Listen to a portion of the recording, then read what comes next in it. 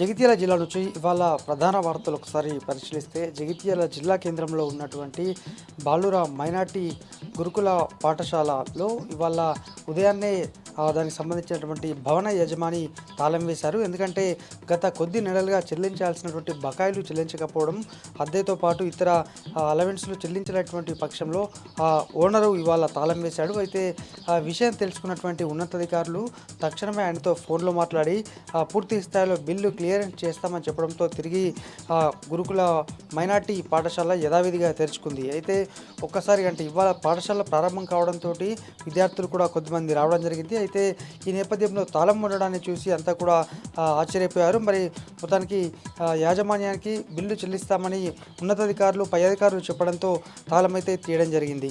మరి ఈ విధంగా ప్రభుత్వ మైనార్టీ వెల్ఫేర్ పాఠశాలకు తాళం వేయడము, ప్రభుత్వం బిల్లులు చెల్లించకపోవడం అనేది అయితే ఇటు జగిత్యాల జిల్లా వ్యాప్తంగా చర్చనీయాంశంగా మారింది.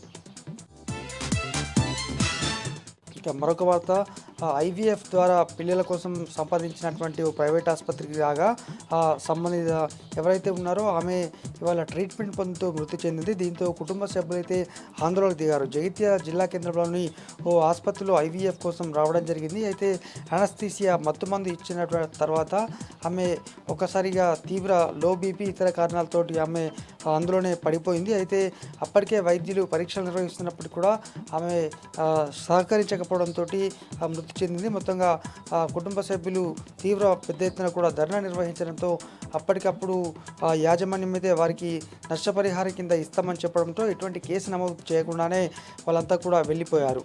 ఇది జిల్లా వ్యాప్తంగా ఉన్నటువంటి వార్తలు.